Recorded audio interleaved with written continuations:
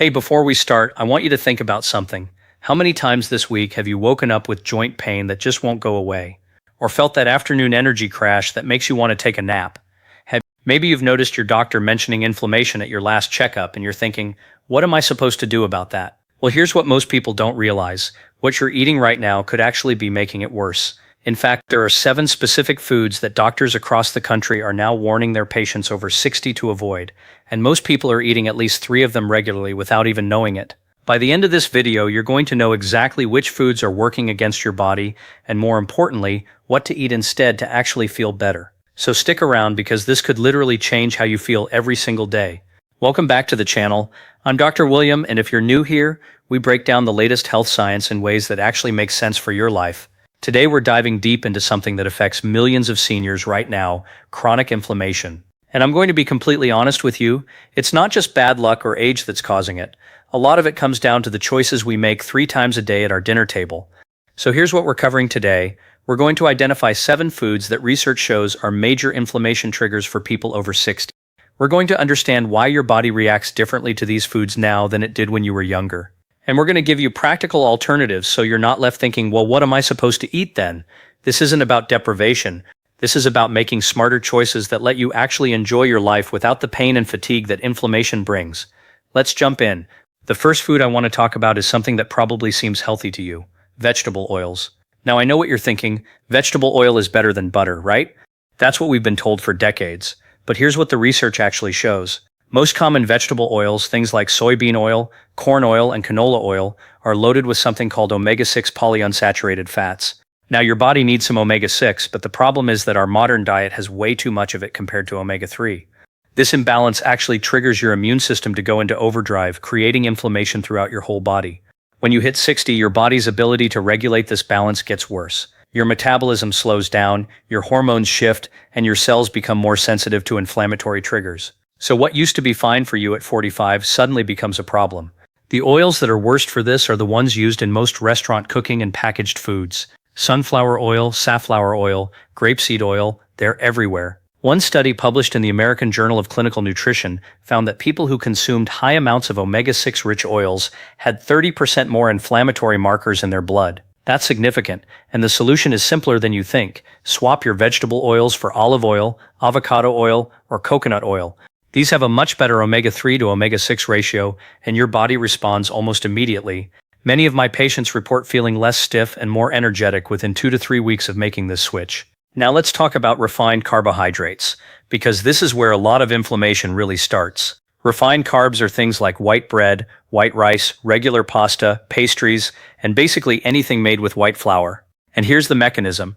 When you eat refined carbs, your blood sugar spikes rapidly. Your pancreas pumps out insulin to bring it down. This whole process triggers what we call an inflammatory cascade in your body.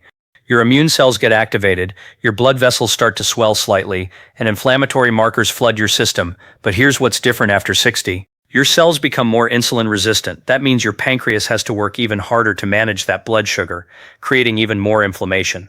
It's like turning up the dial on inflammation just by eating a bagel for breakfast. Research from Boston University showed that people over 60 who consumed more than 60% of their calories from refined carbs had twice the level of C-reactive protein, which is a key marker of inflammation.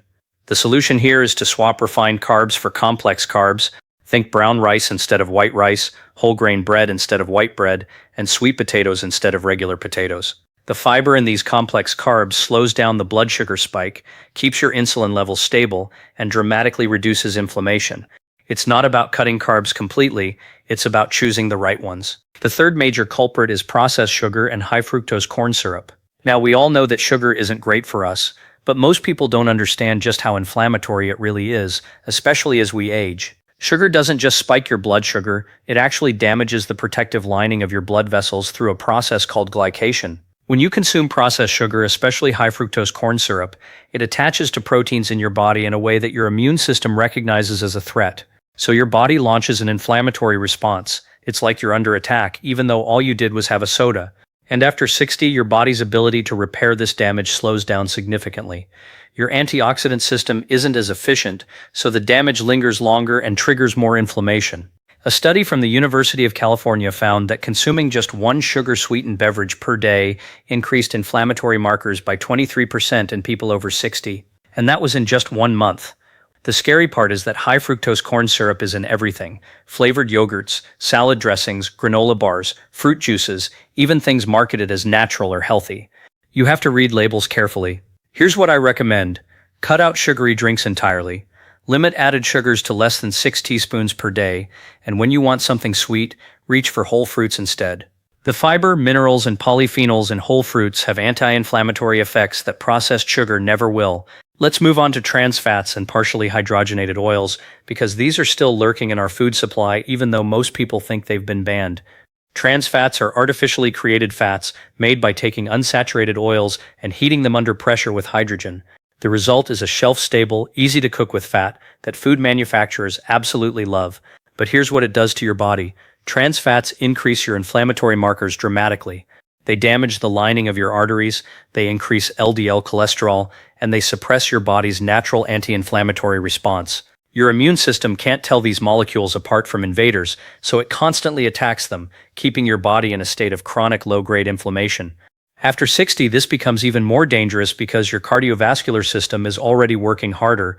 You've got less flexible arteries, potentially some plaque buildup, and your heart is having to work overtime. Adding trans fats on top of that is like adding gasoline to a fire. The FDA technically banned trans fats in 2015, but there are loopholes. If a food has less than 0.5 grams of trans fat per serving, manufacturers can claim it has 0 grams. So you might be eating trans fats without realizing it. Where are they hiding? Margarine, some baked goods, some fried foods from restaurants, and certain processed snacks. Read the ingredient list. If you see partially hydrogenated anything, don't buy it. Period. Your inflammation will thank you. Here's one that surprises a lot of people: certain seed oils in fried foods. I mentioned vegetable oils earlier, but I want to focus specifically on what happens when these oils are heated to very high temperatures, which is what happens when you fry food. When you heat polyunsaturated oils to frying temperatures, they break down and create something called oxidized linoleic acid metabolites, or OCLAMs. These are highly inflammatory compounds that your body recognizes as potentially dangerous, so it activates your immune system to fight them. Now, the occasional fried food isn't going to destroy you, but here's what I see in my practice. People over 60 who regularly eat fried foods, whether it's fried chicken, French fries, fried fish, or fried donuts, consistently have higher inflammation markers, and they report more joint pain, more fatigue, and slower recovery from exercise. The reason this matters more after 60 is that your gut barrier becomes more permeable as you age. That means these inflammatory compounds can actually slip through into your bloodstream more easily, triggering a bigger inflammatory response. A study from the Journal of the American College of Cardiology found that consuming fried foods 4 or more times per week increased inflammation markers by 41% in people over 60, compared to people who rarely ate fried foods. The fix is pretty straightforward. Limit fried foods to maybe once a month at most. When you want something crispy, try air frying, baking, or grilling instead. These methods cook your food without creating those inflammatory oxidized compounds. Now let's talk about processed meats, and I want to be careful here because a lot of people think I'm saying all meat is bad. I'm not, but processed meats are a different story. Processed meats include things like bacon, sausage, hot dogs, deli meats, and pepperoni. They're preserved with sodium nitrites and sodium nitrates, which are chemicals that your body has to work hard to process. When your digestive system processes these chemicals, they get converted into compounds called nitrosamines. These are highly inflammatory and have been linked to increased risk of chronic disease. Beyond that, processed meats are usually high in sodium, which increases inflammation by affecting your blood pressure and triggering immune activation. They're also often high in saturated fat, which compounds the inflammatory effect. For people over 60, this is especially important because your kidneys aren't as efficient at filtering sodium, so it stays in your system longer, creating ongoing inflammation. Studies consistently show that people who eat processed meats regularly have significantly higher markers of inflammation compared to people who eat fresh, unprocessed meats or plant-based proteins. One landmark study found that eating just one processed meat serving per day increased inflammatory markers by 45%. But here's the thing. If you eat fresh, grass-fed beef, wild-caught salmon, or chicken that you cook yourself, you're getting high-quality protein without all the inflammatory additions. So the message isn't don't eat meat, it's choose unprocessed, high-quality sources of meat. And if you eat it with vegetables and healthy fats, you're actually reducing inflammation, not increasing it. Let me hit you with another big one. refined grains, and their effect on your gut health. When I say refined grains, I mean white bread, white pasta, white rice, and most commercial cereals. Here's why these matter beyond just the blood sugar issue. Refined grains have had the bran and germ removed. These parts contain most of the fiber and minerals.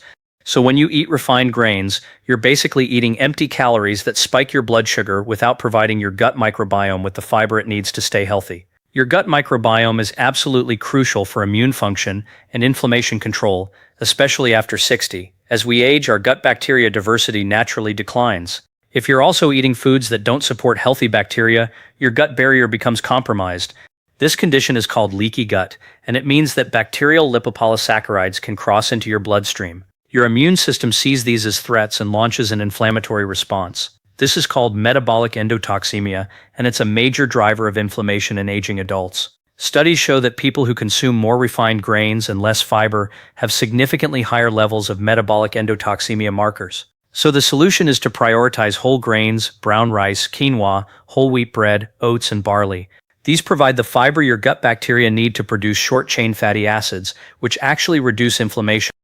Most of my patients report that when they switch to whole grains and increase their fiber intake to 30 to 35 grams per day, their energy levels improve and their joint pain decreases within 3 to 4 weeks. Okay, here's the real talk moment. We need to discuss alcohol, because while moderate alcohol consumption has some benefits, excessive alcohol is a major inflammatory trigger. Here's the mechanism.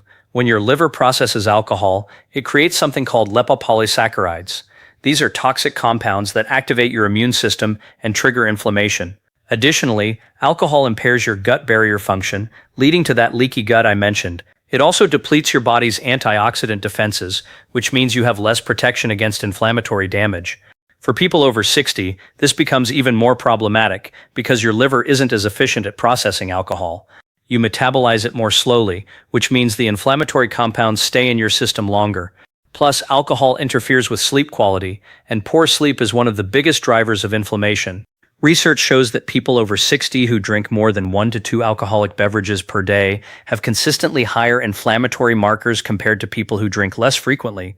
The recommended limit is 1 drink per day for women and 2 for men, but honestly, many of my patients feel significantly better when they limit it even more or cut it out entirely. If you do drink, the best choices are red wine and spirits in moderation because red wine contains resveratrol, which has anti-inflammatory properties.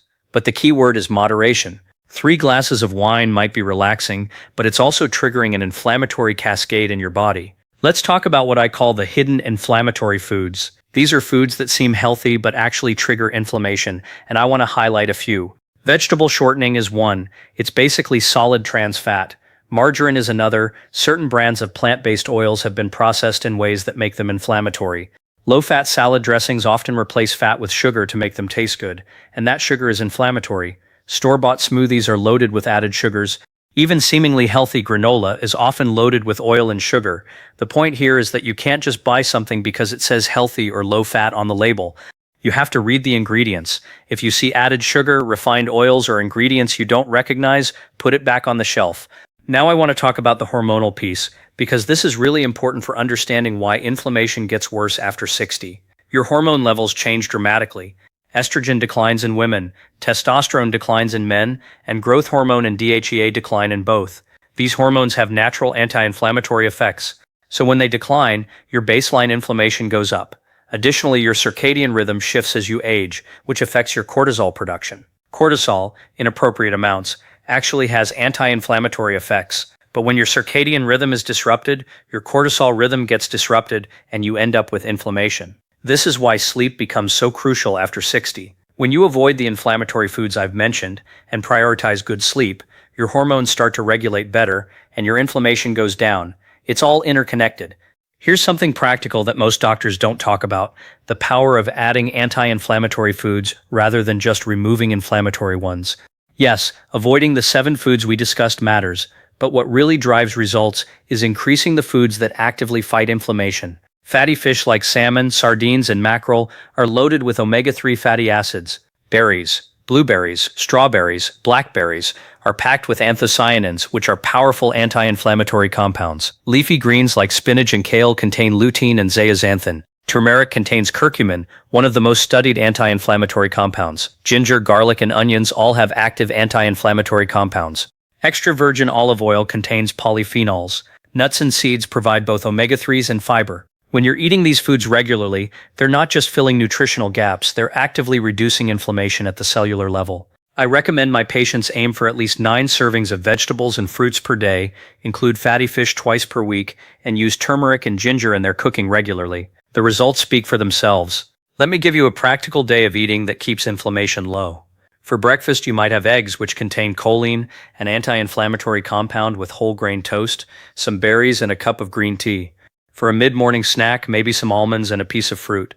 For lunch, grilled salmon with roasted broccoli, brown rice, and olive oil dressing. For an afternoon snack, some blueberries or a small handful of walnuts.